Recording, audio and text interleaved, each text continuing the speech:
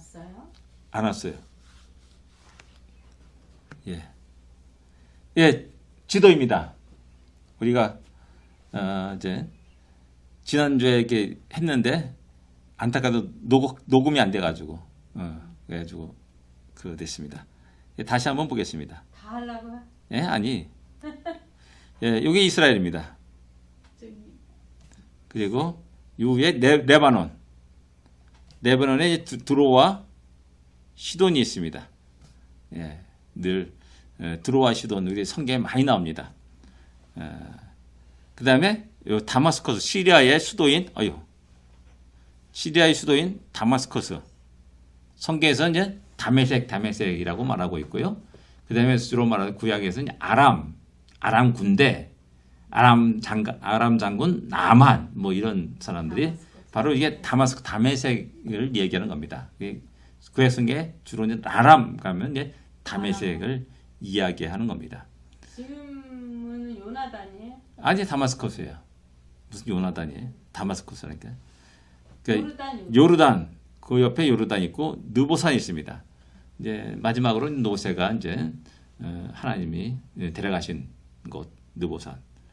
그 정상에서 하나님 약속의 땅을 다 하나님 쫙 다 보여주십니다. 예. 지금도 거기 가면 이제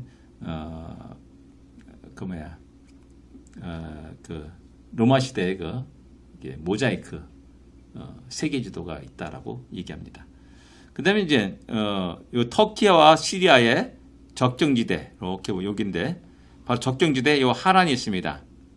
하란이 어떤 데입니까? 아브라함이 75세 때 하란을 떠났다. 그래서 가나안 땅으로 이제 이주하는 겁니다. 그래서 그 하란입니다. 거기서 이제 하란이고 나중에 이제 이 하란 땅에 라반이 살고요. 야곱의 외삼촌 라반이 살고요. 이삭의 이제 그 와이프 되는 그 사람 누구예요? 리브가죠. 예, 그 사람이 하란에서 이제 돌아오게 됩니다. 그럼 그다음에 이제 안디옥이 있습니다. 이삭의 와이프. 예, 이삭의 와이프. 안디옥이 있습니다. 안디옥. 우리 신약성경에서 이제 햇사병에서 나오는 안디옥. 여기 안디옥이 이제 바울의 1차, 2차, 3차 전도 여행의 어떤 중심 전초기지라 이렇게 말할 수가 있습니다. 제일 먼저 이방인들에게 복음을 전한 교회 그리고 안디옥에서 그리스도인이다라는 그 이야기를 듣습니다. 근데 원래는 이 그리스도인이다라는 말은 비아냥거리고 조롱하는 말이었습니다. 그런데 이 그리스도인들이 그 말을 듣고 그렇다. 나는 그리스도인이다. 그것을 자랑스럽게 여긴 겁니다. 십자가도 마찬가지. 십자가도 굉장히 수치의 형벌을 사형 그거지 않습니까? 근데 기독교는 그것을 우리 기독교의 상징으로 여겼습니다. 왜? 우리 주님이 그곳에 달려 돌아가셨기 때문에 그 십자가를 기꺼이 우리의 기독교의 상징으로 이렇게 받아들이게 되는 겁니다. 예. 그 다음에 이제 요게 다소입니다. 다소. 여기 쏙 들어간데 바로 옆에 있습니다. 다소. 이게 이제 사도 바울의 고향 다소 이렇게 말하는 겁니다. 그리고 이제 다소에서 태어났는데 어떻게 로마의 시민권을 가졌어요? 예, 그것은 그 아버지 어쩌면 할아버지가 로마 제국에 큰 기여를 했던 사람이라 이렇게 말할 수가 있습니다. 그래서 그가 태어나면서부터 로마 시민권을 가진 여기서 태어나면 우리가 다 미국 시민권을 갖지 않습니까? 그런 식으로 로마 시민권을 가진 자라 이렇게 말할 수가 있습니다. 그러니까 상당히 가난한 사람이 아니었습니다. 부자인 사람이었고 나름대로 로마 그리스 그 학문을 익힌 사람입니다. 배운 사람입니다. 그리고 그 역시 또 유대 전통 율법을 또 배우러 또 예루살렘에 가서 유명한 랍비인 가마리엘 문화에서 공부한 사람. 그러니까 그 당시 최고의 수재라고 말할 수가 있는 사람이 사도 바울이라 할 수가 있습니다. 어떻게 보면 이제 베드로 그 다음에 제자들 사도들은 좀 약간 갈리치시면서 직업도 어부지 않습니까? 학식이 좀 낮은 사람 이렇게 이야기할 수 있지만은 사도 바울은 정반대 가장 로마 시민권을 갖고 있을 정도로 또 어떤 재력이 있고 또 학문을 배웠고 또 율법에도 능한 사람, 뭐 성경에 능한 사람이야. 성경을 뭐 달달달 외웠다 할 수가 있죠. 그런 사람이었다. 그러니까 예수님의 제자들과는 약간 좀 이렇게 다른 형태의 모습을 보여줍니다. 그다음에 사이프러스, 지금 사이프러스라고 그러죠. 성경에 나오는 구브로입니다. 구브로는 바나바의 고향이라고 할 수 있어요. 바나바의 고향 구브로. 그래서 1차 전도여행 때는 안디옥에서 구브로를 가가지고 살람에서 바보로 이렇게 횡단하는 겁니다. 그래서 다시 여쭈로 올라가지고 이 지역을 도는 겁니다. 이 루스드라, 더베 뭐 이 지역을 쭉 들어와서 다시 이렇게 안디옥으로 오게 되는 겁니다. 예, 1차 전도여행이죠. 그다음에 2차 전도여행은 이제 아시아에서 복음을 전하는 것을 성령이 허락하지 않으니까는 빌립보로 들어가는 장면을 보여주고 있습니다. 이게 뭐냐? 아시아가 요 지역입니다. 요죠. 아시아. 그래서 이 지역에서 복음을 전하지 말고, 그러니까 어디로 갈 것인가 막 그러다가 요 드로아에서 이제 환상을 보게 되죠. 마케도니아 사람이 어서 우리에게 와가지고 우리를 도우라 라는 그 환상을 봅니다. 그래서 이것이 성령의 뜻이구나 해가지고 드로아에서 배를 타고 네아폴리로 갑니다. 네아폴리로. 그래서 빌립보로 들어갑니다. 빌립보가 여기입니다. 빌립보로 들어가가지고 이제 빌립보 교회가 세워지게 됩니다. 그리고 이제 데살로니가, 그다음에 베레아가 여기 있고요. 데살로니가가 여기 있고요.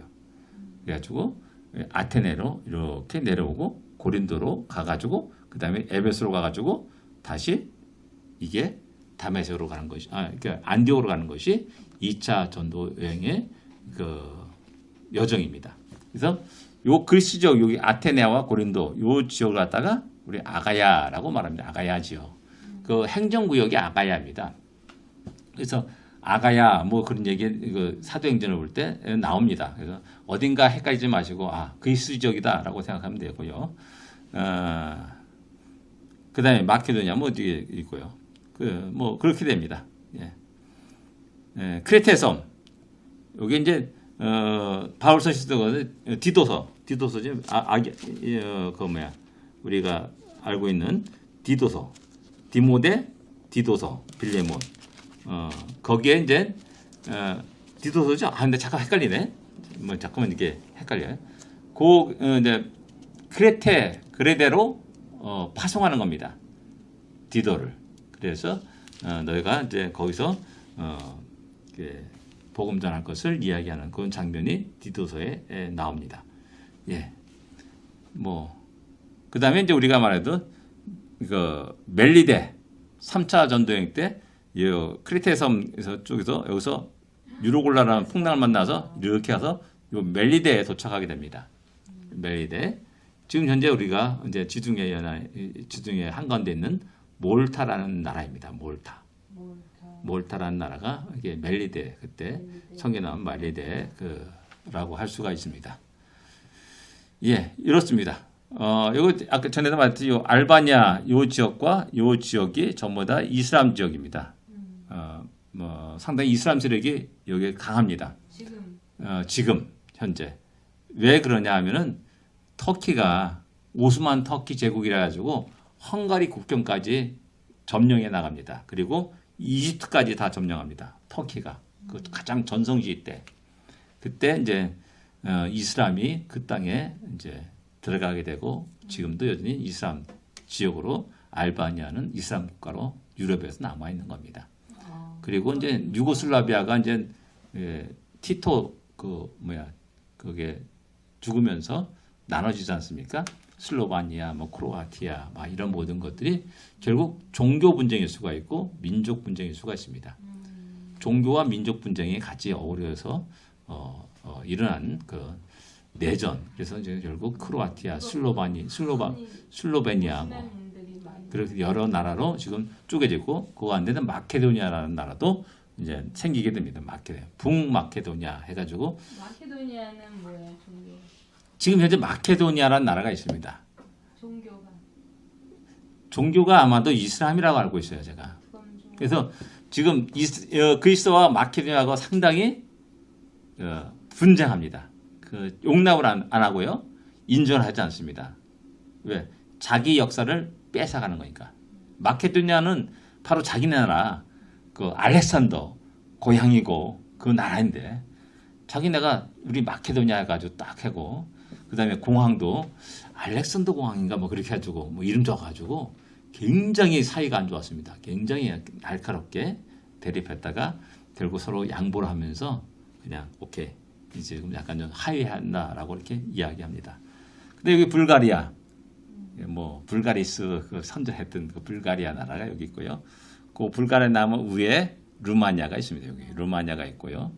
그 다음에 그 위에가 우크라이나 지금 현재 전쟁하고 있는 우크라이나가 있습니다. 예.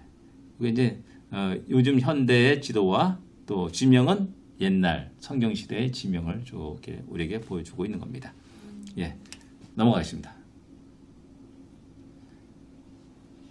예. 요한복음입니다. 예. 저는 이제 성경을 하면서 우리 성도들이 좀 개론을 좀 알고 성경을 읽기를 원하는 사람입니다. 왜냐? 최소한도 개론을 모르면은 그 배경을 잘 이해를 못하기 때문에 잘못된 해석을 할 수가 있습니다. 그래서 개론을 쭉 지금까지 해나가고 있는 겁니다. 요한복음을 보겠습니다. 같이 읽겠습니다. 태초에 말씀이 계시니라. 이 말씀이 하나님과 함께 계셨으니 이 말씀은 곧 하나님이시니라. 말씀이 육신이 되어 우리 가운데 거하심에 우리가 그의 영광을 보니 아버지 독생자의 영광이요 은혜와 진리가 충만하더라. 아멘. 태초에 말씀이 계시니라. 그 말씀이 육신이 되었다. 그가 누구냐? 메시아 우리 주님이시다. 예수님이시다 라고 얘기하는 겁니다. 그 예수님이 태초부터 계신 분이다는 사실을 우리에게 이야기합니다. 그 예수님이 메시아로 오셨다. 그리고 메시아 우리 예수님은 하나님의 아들이시다. 곧 신성을 가지신 분이다 라는 사실을 요한복음은 강력하게 이야기합니다. 예, 나중에 또 얘기하겠습니다. 이것이 아마도 요한복음의 어떤 굉장히 중요한 말씀이라 할 수가 있습니다. 예. 책명 요한복음 우리 잘 알고 있죠. 표제에 카타 요한엔이라는 그런 단어가 기록되어 있습니다. 요한에 의한 이렇게 여기까지만 딱 되어 있습니다. 복음이다라는 건 나중에 추가돼 가지고 요한 복음 이렇게 한 겁니다. 예, 그래서 표제 속에서 이렇게 됐다라는 것이 이제 아시고 그다음에 기록자 우리 잘 아시죠? 이제 요한 히브리어에 또 요하난이라는 그 구약성경에 요하난이라는 그런 이름이 나옵니다. 그 이름에서 유래한 그 이름이라 할 수 있습니다. 여호와는 자비하시다. 여호와는 은혜를 베푸셨다라는 이런 의미를 갖고 있습니다. 자비, 은혜 뭐 이런 그런 의미를 갖고 있는 겁니다. 그래서 좋은 이름이죠. 여호와는 자비하시다. 그게 자비하시니까 우리가 어떤 잘못을 했더라도 그 앞에 갈 수가 있는 겁니다. 자비를 베푸시는가, 은혜를 베푸신 하나님이시기 때문에 우리가 어떤 상황에 빠져도 그 하나님께 나가게 되는 겁니다. 그 사실을 안단다면은 우리가 기꺼이 주님 나를 이걸 싫어하실 거야, 나를 때리실 거야, 나를 정칭본하실 거야, 나를 버리실 거야. 이건 우리의 생각이에요. 나의 어리석은 생각이에요. 그러나 하나님 자비하시다, 하나님 은혜를 베푸시는 하나님이시다 라는 것을 알고 다시 우리의 몸과 마음을 시선을 그분께 돌리고 그분께 나가는 우리가 되어야 됩니다. 예. 이 요한복음은 기록자가 직접 나타나지 않습니다. 그러나 이제 분명한 것은 베드로의 가까운 동료라는 것이 이제 성경에 암시되어 있습니다. 네. 베드로가 좀 야, 너가 좀 얘기해라고 툭툭 쳐서 얘기하고 그러지 않습니까? 그런 것을 볼 때 이제 아마도 이제 이런 상황들을 직접 목격한 사람이랄 것이다. 왜? 세세한 걸 다 기억하는 말하시는 것들 장면이 나오는 거거든요. 초대교회 교부들 클레멘트, 알렉산더, 로마의 클레멘트가 있고요. 알렉산더, 지금 이집트의 알렉산드리아, 클레멘트가 있습니다. 오리게네스, 이레니우스, 이 사람이 요한이 기록자임을 말합니다. 그러니까 이 이레니우스라는 사람은 누구냐면은 요한의 제자가 폴리갑이라는 사람이 있습니다. 그 폴리갑의 제자입니다. 이게 폴리갑이라는 사람은 12 사도의 마지막 그 제자. 12 사도들이 제자들이 있을까 합니까? 그때 당시 생존한 제자. 직접 그분을 얼굴을 뵙고 그분의 말을 듣고 요한 사도의 말을 듣고 배운 그 마지막 제자가 폴리가바입니다. 폴리갑. 그리고 폴리갑의 제자가 이레니우스입니다. 그러니까 상당히 요한 사도의 그런 장면이라든지 그런 것들에서 많이 들었을 것이라는 거예요. 요한 사도에 대한 이야기를. 그래서 이제 요한복음은 요한 사도가 기록한 거다라고 이렇게 그 이레니우스라는 사람이 이야기를 하고 있습니다. 그래서 이제 요한복음이다. 뭐 이렇게 얘기할 수가 있는 거고요. 내적으로 이제 성경 요한복음 안에 내 사랑하는 제자, 사랑하시는 제자 이런 표현들이 몇 번 나옵니다. 주님이 마지막에 이제 사랑하시는 제자가 뭐 먼저 이제 야 주님이시다라고 말하니까 베드로가 벌컥 뛰어나가 가지고 바다 가리를 팍 주님께 나가는 그런 장면이 21장에 기록되어 있습니다. 그런 것들을 이렇게 하고 이런 사랑하시는 제자. 근데 이 사랑하시는 제자라는 이 표현은 다 쓰는 게 아닙니다. 그러니까 베드로, 요한, 야고보 뭐 이렇게 이런 정도에 쓰여집니다. 근데 이제 베드로 뭐 복음서를 할 수는 없는 거고, 그것은 제어되고, 그 다음에 이제 요한과 야고보가 있는데 야고보는 이미 일찍 제일 먼저 순교를 했고, 그러니까 남은 사람은 요한밖에 없는 겁니다. 그래서 이제 성경 읽다 보면 이제 사랑하시는 제자라는 표현은 바로 이제 베드로가 아니라 요한이었다는 사실을 갖다 그 문맥상으로 보면 짐작할 수가 있는 겁니다. 그런 의미에서 이제 내적으로도 요한 사도가 썼다, 기록했다라고 이렇게 이야기하는 겁니다. 근데 이제 반론이 있죠. 요한복음이 참 심오한 그런 책입니다. 신학적으로 참 어렵습니다. 그렇기 때문에 야 이런 심오한 요한복음을 어부치신 요한이 썼을까라는 캐시마크를 붙이게 됩니다. 그러니까 무식한 사람이 그러니까 어떻게 보면 한 중학교 나온 사람이 굉장히 유식한 영어 논문을 쓴 겁니다. 야 이게 가당치 않은 일이다. 다 그렇게 생각할 수 있잖아요, 그죠? 우리 현실상에서. 그러면서 이제 캐시마크를 주면서 아니다, 요한이 쓴 게 아니다라고 주장하는 사람도 있습니다. 그러나 이것은 성령의 역사를 부인하는 일입니다. 왜? 하나님이 주관하시고 하나님이 역사하셔서 그로 하여금 그렇게 쓰도록 하시는데 어떻게 이것을 뭐 똑똑한 사람만 쓰냐 이거죠. 베드로 사도는 베드로 전서를 썼습니다. 보십시오. 얼마나 그게 과연 베드로가 쓴 글이라고 말할 수 있냐는 겁니다. 우리가 생각할 때 잘 배우지 않은 사람이 어떻게 이런 심오한 글을 쓸 수 있을까라고 말하는데 성경은 성령의 감동하심으로 말미암아 기록된 책이라고 말씀하고 있지 않습니까? 그래서 비록 연약하고 배운 거 없지만은 그러나 성령께서 그에게 지혜를 주실 수도 있고요. 그의 길을 인도할 수도 있다는 사실입니다. 그런 것들을 부인하게 되면 자꾸 이렇게 내 생각으로 인간의 생각으로 자꾸 이야기하게 되는 그런 일들이 일어나게 되는 겁니다. 그래서 이런 말에 현혹되거나 그럴 필요는 없다라는 것입니다. 기록 연대 기록 장소. 이레니우스는 요한이 트라이아누스 황제 때 이 사람이 13대인가 14대 황제입니다. 12대인가? 헷갈리네. 까지 생존했다. 트라이아누스가 98년에서 117년까지 통치한 사람입니다. 근데 이제 아마도 이제 재위 1년, 2년 후 그때 뭐 돌아가실 거다. 트라이아누스 통치 초기에 돌아갔을 거다라고 이렇게 짐작할 수가 있는 거죠. 주로 이제 도미티안 황제 때 박해를 받아가지고 반모섬에 도미티안 황제 때 반모섬에 유배됩니다. 이 사람은 도미티안 황제는 최초로 기독교를 박해한 황제입니다. 최초로. 우리 네로라고 생각하죠. 네로.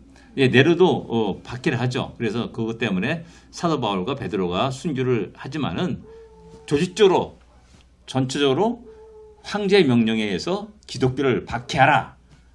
뭐 전부 다 잡아들여라. 또 자기 종교를 부인하면은 살려둬라. 부인하지 않으면 전부 다 재산을 몰수해라. 뭐 이런 식의 이야기의 명령을 내린 사람은 도미티안 황제라는 겁니다. 네로는 건 단지 자기가 로마를 불태웠다는 것을 갖다가 비난을 받으니까 그것을 갖다 기독교인 했다라면서 살짝 돌려가지고 기독교인을 잡아가지고 죽이는, 그래서 사도 바울과 베드로를 잡아 죽이는 그런 일을 했는데, 이 도미티안 황제 때 드디어 이제 이런 일을 정식적으로 이제 공식적으로 기독교 박해가 들어가게 되는 겁니다. 이때 이제 역시 사도 요한이 잡혀가지고 밤못섬에 유배를 당하게 되는 거죠. 이 도미티안 황제는 디투스 누구냐면 예루살렘을 멸망시킨 디도 장군, 성경은 디도라고 말하는데 디도 장군의 동생입니다.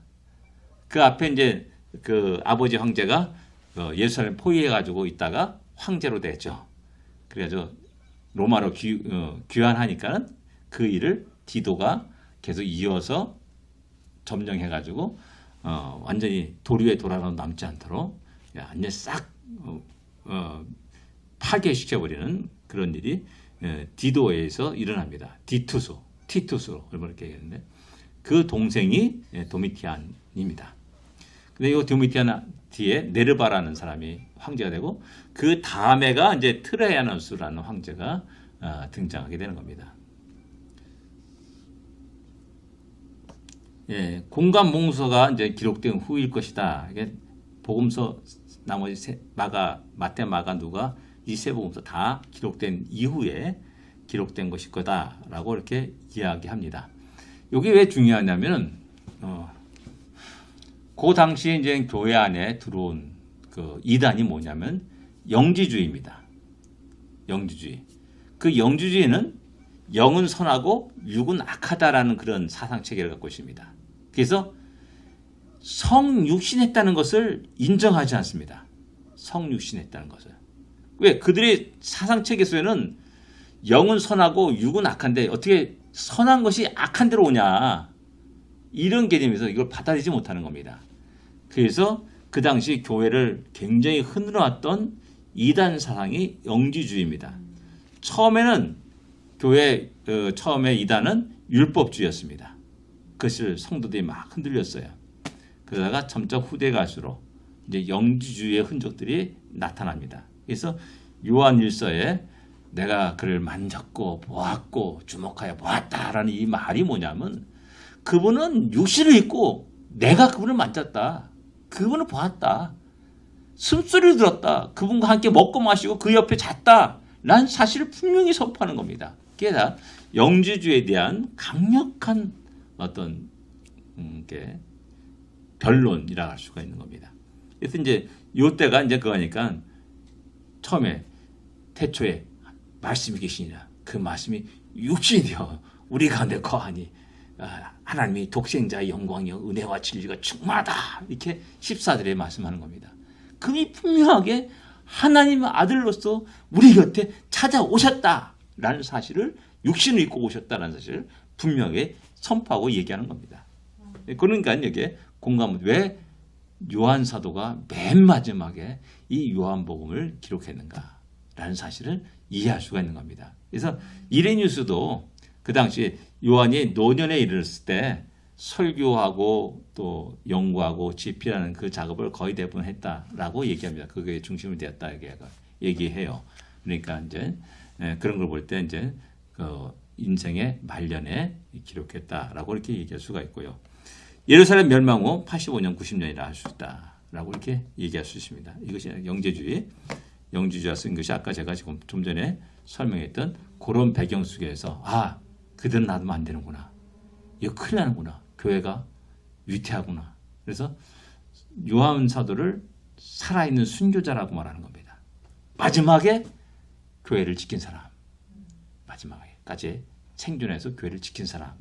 이렇게 해서 이 영지주의를 강력하게 배격하면서 우리 주님이 육신을 입고 이 땅에 우리 곁에 오셨다라는 사실을 굉장히 강력하게 이야기한 책이 요한복음입니다. 에베소에서 기록하게 됩니다. 예. 기록 목적. 이거 다음에 하면 안 돼? 예. 기록 목적.